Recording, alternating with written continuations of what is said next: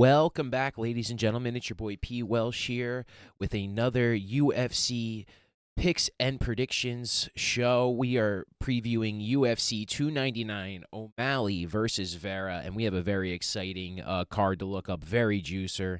We have do a little recap last week. Just 5-3 last week. We had Razabov, Leroy Duncan with the win. Basharat took the split decision or a majority. He lost the fight. Urke, big KO. Nurmagomedov looking solid. Pickett, I went out on a limb, and, he's just done. Same with, I picked Petrino, but Pedro's done. And Izzy, fourth round, I can't continue. Too tired. But Rosenstrike with a nice big win off of the gatekeepers there, ladies and gentlemen. What I will have to say about that is always think about how much the impact of the fight happens the week of. People pull out of injuries, they reveal something, they're going through tough weight cuts, something happens to them in their family. There's so many things, so really keep an eye out on that.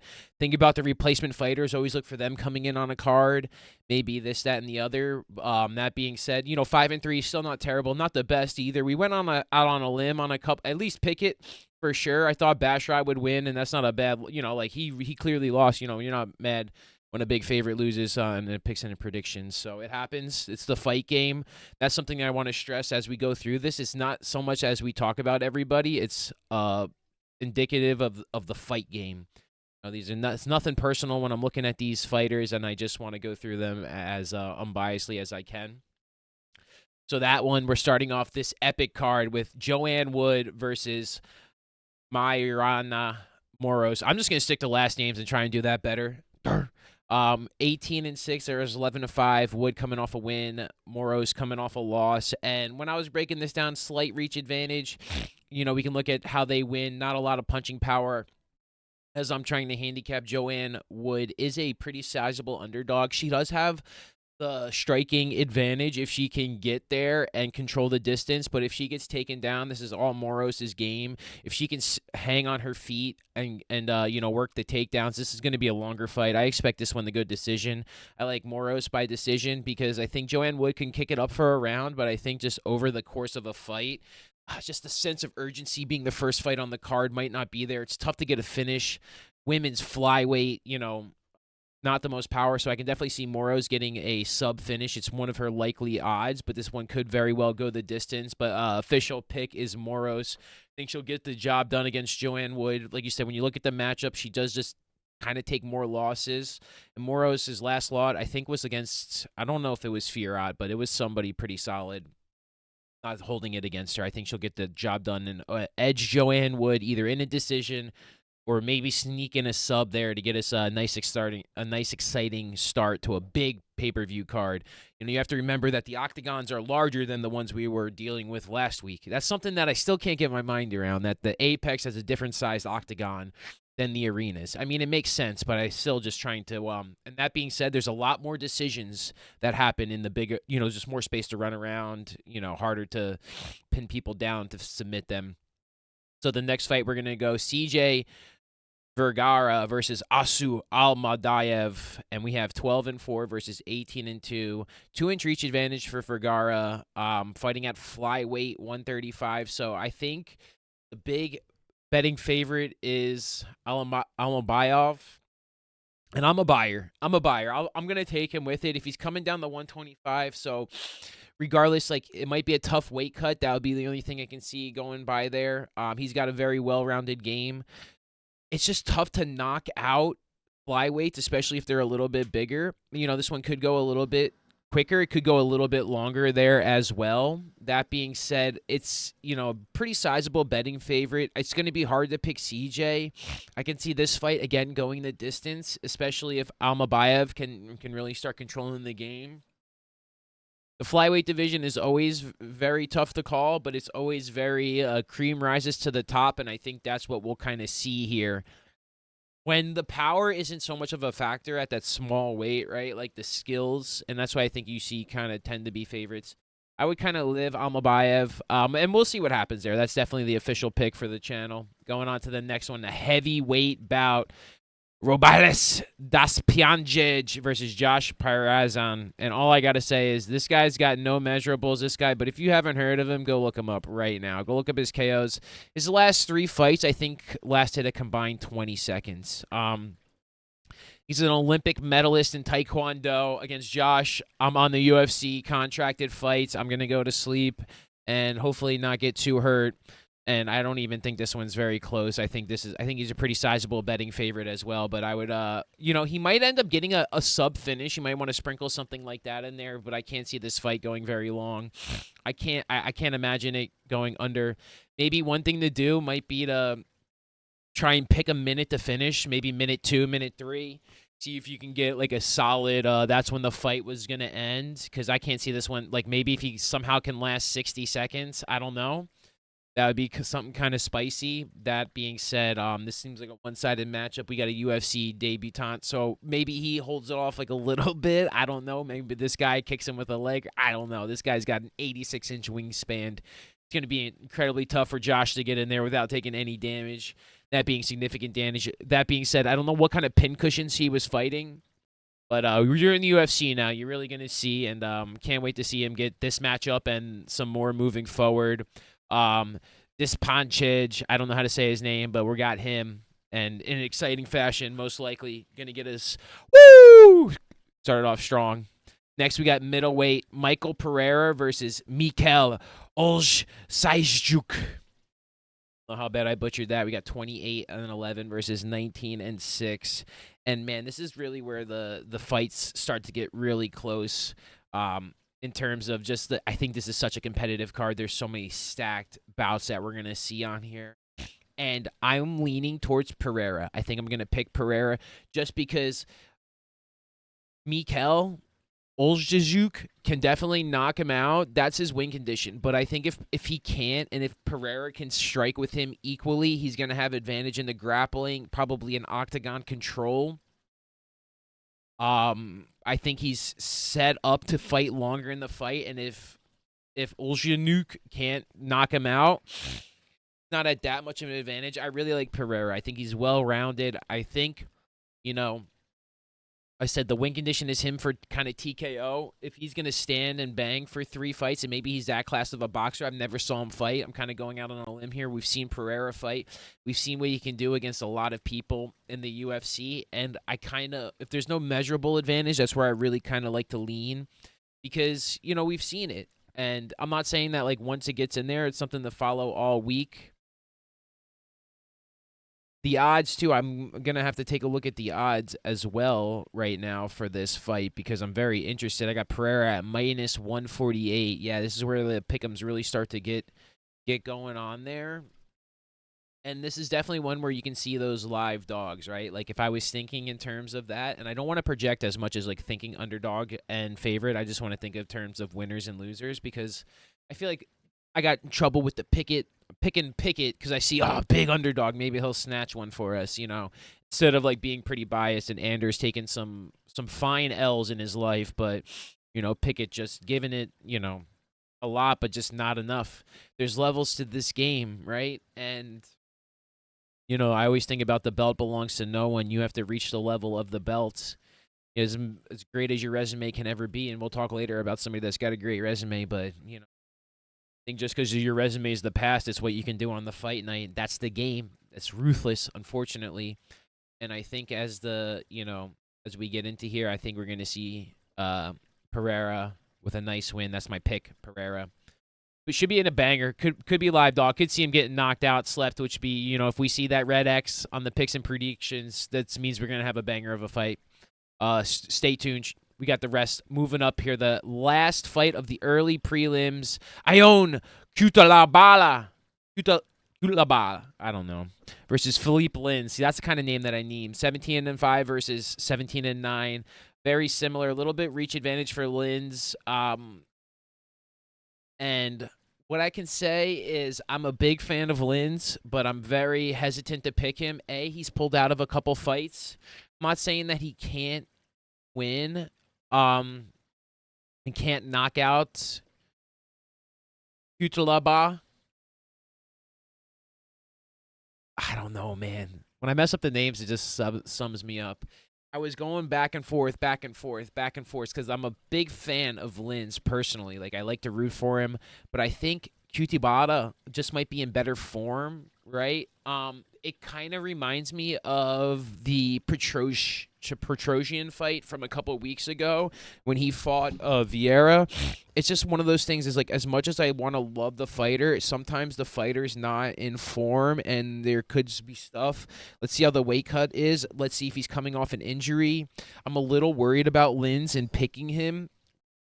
I might pick him on fight night just because I want to root for him and be a fan. But for the official pick, I like Cutlaba. How many different ways can I say his name in a couple minute segment? But I just think he'll end up getting the decision. I think I don't want to say he knocks out Lenz, but if Lenz, he does take damage, and he doesn't recover the best. He has fought to decision a lot of times, which means he doesn't necessarily get him out there in the like surgical precision that you want from a light heavyweight matchup, because it means that he's not, there's something that goes on in the fight where they can't get the finish, and that's just something to keep an eye out here. Again, the odds very close. We got minus 130 for Cutlaba versus plus 110 for Linz, and just like I said, you could see the other guy in the previous fight knocking him out. I can definitely see Linz knocking this guy out. Like, that's his win condition. I also think he can do a lot of damage, but I think if he takes some damage, if he's not in top form, top shape. Another thing is with him, Linz, I think that the atmosphere is really nice. I think he's going to like Miami. It reminds him of his homeland, Brazil. I know that's just kind of spewing out of my mouth. It doesn't really have much effect on the fight, but I think we underestimate where these fighters are fighting. I think in like the Strickland Adesanya, they fought Sunday morning in Australia. Definitely a different experience than fighting Saturday night in Vegas or in Miami or in MSG like he has previously. So that just being said, could be a factor, but I'll take the official pick, Cudi Laba, and I think he'll probably end up getting the finish just because I'm just worried about Linz being in form, and I'm worried about Linz fighting an injury and coming off a weight cut and seeing how it goes. So let's see how this progresses the rest of the week. But that being said, we're going to move on to the bantamweight starter. We got Pedro Munoz versus Kyler Phillips, 20-8. Munoz last loss to Chito Vera. Phillips coming off a bunch of wins, a little bit of a height and reach advantage. And this one, again, is one of those where it gets really tough. I think they actually have Munoz a considerable favorite. Yeah, plus 195 as it's coming across the ticker. Kyler minus 238.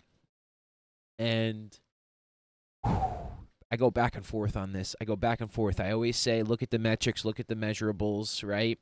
But then I always have, that's one conversation, right? And then the next one is, okay, what kind of stage are they at in their career?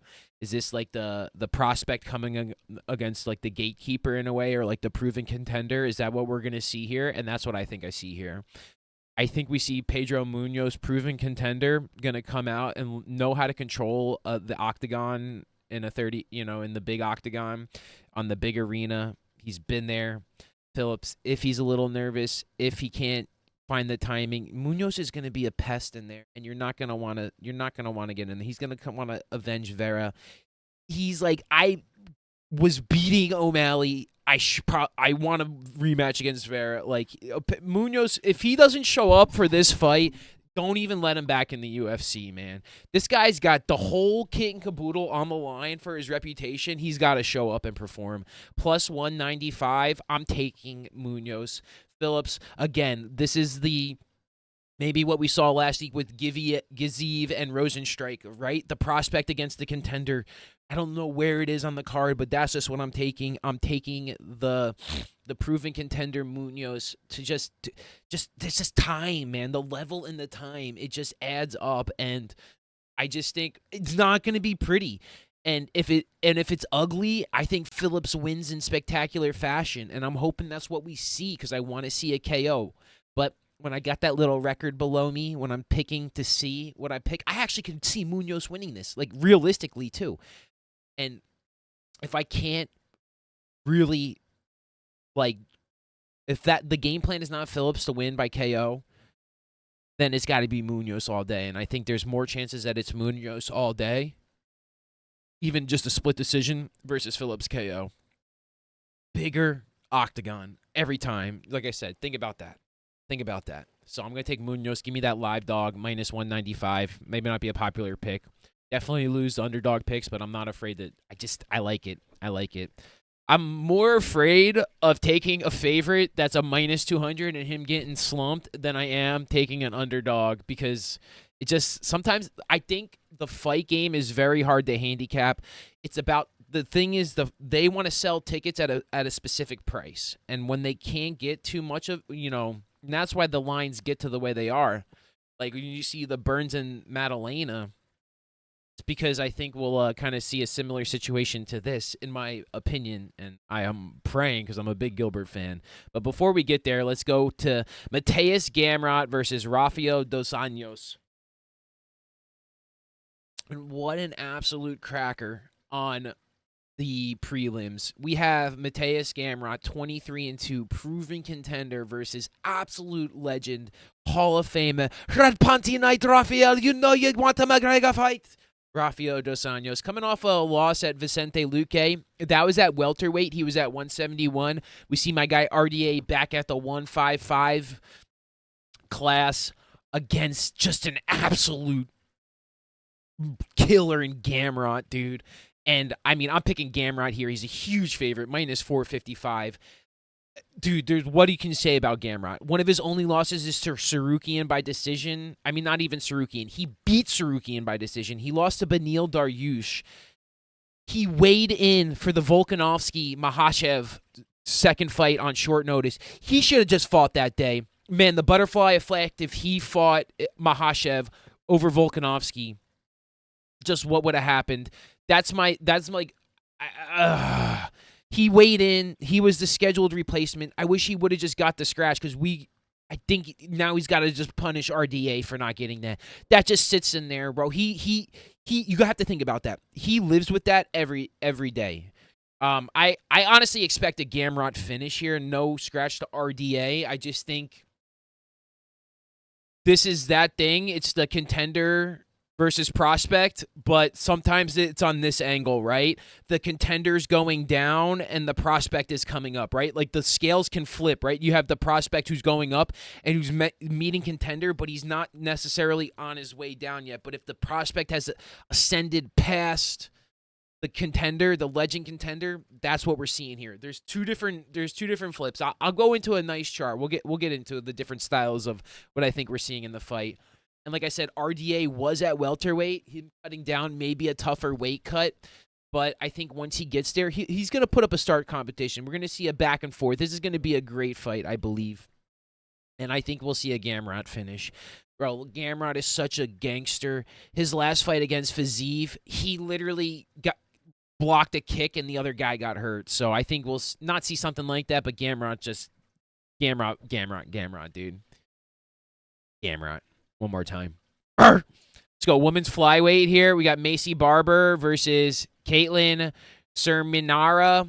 We have, what can we say here? Big disparity in the height and the striking, and that's where I'm going to go. I think Caitlin Serminara wants to just go the distance, wants to scrap. If Barber can't do enough takedowns and grappling and significant strikes, I think this is another prime upset that we're juiced up for. Macy Barber, definitely a fan favorite, definitely a ticket favorite for sure. Definitely a betting favorite, understandably, because she hasn't taken those losses. But I think this is just one where we can see that upset. I just think the difference in the metrics is this is the one where they're close enough in talent where the metrics might carry them, right? That's something that we have to see. And I think it's just so the fight game is so complex, but I'm just gonna keep this one short and simple because I don't have too much to say. Like I want Macy Barber to win, but in the official picks, I'm gonna take another underdog because of the metrics, because of just I expect it to go a long way. I expected significant strikes. I expected hard for Barber to not take damage from Sermenia. I don't, and I think we'll see a close fight. Definitely a close fight. See the judges' scorecard. Just going to go with the person that has the metrics. That being said, the next heavyweight, the last fight on the early prelims, Curtis Razor Blades versus Jolton Almeida. And boy, again, just look at the odds. They don't know what to do here. Minus 118 versus minus 102. Blades versus Almeida. Very comparable in terms of height. The weight is a big disparity, but the one thing that I think we'll see in this fight is Almeida is just a different level of wrestler, and if Blades can't knock him out with that Derek Lewis one-punch power KO, and I think he can take it, I think he's kind of reminds me of Gregory Rodriguez, but takes way less damage. He moved up to heavyweight from light heavyweight, and I think he's just going to run through a bunch of these guys. I think it could be 3 rounds, and I think it could be all Almeida. You're going to just be like, come on, Curtis! Come on, Curtis! Gotta land one. He'll get up. Oh, fight, man. Just get up. But I think Almeida, I think he's going to weigh in pretty heavy today, too. I think he's just going to kind of keep on putting on some nice, dense muscle. I think he found himself a spot. I want Curtis to see that the uppercut KO that we want to see, but he's just not been in form. He's not sharp. Almeida is coming in there. Just a win by sub percentage. If Curtis has no ground game, this guy can take you down. We want to see him against some next level guys, and he's going to get there after this fight, man. So I could maybe see Jolton by sub, and it might not look too pretty. I'm on Almeida all day. Minus 110 is pretty good. I'll probably throw him in there with a couple other people that maybe like coin flip 50-50. Because that, to me, like this next one, like they're just 50. This one I don't think is as much 50-50 as this next one is. We got the bantamweight banger, Petr Yan versus Song Yadong, 16-5 versus 21-7. Very similar metrics. I think very similar pedigree. Maybe Yadong could one day be a bantamweight champion and hold it for quite a bit. Man, is Petr Yan going to take another loss? Like, he's not fighting no slouch. I am going to take Yan in this one. It's pretty close. I'm kind of going out on a limb. I can't see. To me, he's not washed, bro. He's just fought some absolute killers. Merab is a killer. I mean, he shouldn't even have lost to O'Malley, arguably. Like, I wish that was the fight that we were seeing tonight versus Vera.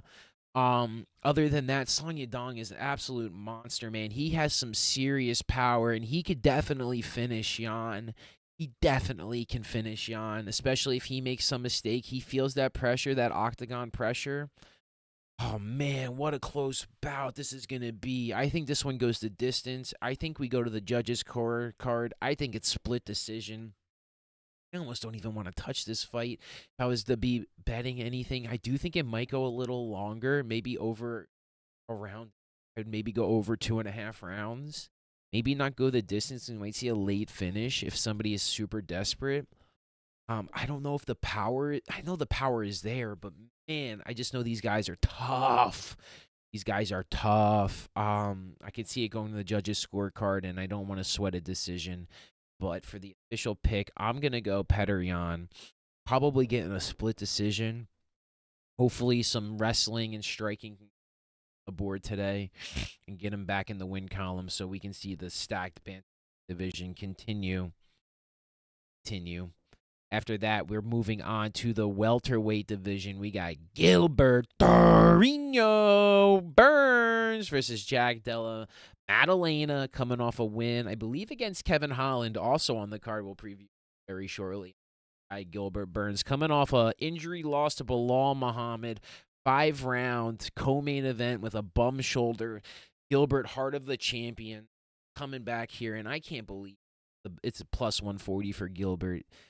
I think this is where, when you come up, like where Gamrot's going up and RDA's coming down, I don't think Gilbert's coming down yet. I think coming off a loss, coming off an injury, coming off a substantial rehab, I think Gilbert comes in here and gets the job done. I don't know if he gets the finish. I want to see him get the finish, but I think maturing has realized Gilbert beat Hamzat, especially at welterweight, and when Hamzat is so big, and Gilbert's could arguably be a lightweight, former lightweight at that. That being said, Jack's got a little bit of a reach advantage, can definitely do some power. I worry about Gilbert just not being able to navigate the jab. If I'm Jack and I just watched the last fight and what Bilal did, and if you can just mess up Gilbert's timing, it could make him a long day. That's what I'm really worried about, and that's why I think the odds have moved the way that they have. But if Gilbert can strike, if he can somehow get in there, I think you go see this man take him down, dude. I don't know what the percentage of takedowns is for Jack. Takedown defense, he just hasn't been challenged there. I think you can definitely see Gilbert going in there, getting ugly. He's gonna have to try and go for a takedown because he's got to get that out of his head, right? He's gonna strike for a while, and then I think you go and he gets a takedown. I think at some point we move along. Should be another cracker of a fight. This is definitely going to be two warriors going at it. I'm a Gilbert fan. I'm always going to pick Gilbert. He's literally my favorite fighter, him and Pereira. So excited to see him on a card. I think Jack's going to be a great, great challenge for him, and I think it's going to be a great fight. Never either one of these guys to shy away from a challenge, as you saw Jack took on Kevin Holland. But I think there's just levels, man. And Gilbert, I think he comes in hungry. I think coming off a loss, coming off an injury, he's a respectful fighter. He's not gonna take it lightly no matter what. And I think Gilbert gets the job done.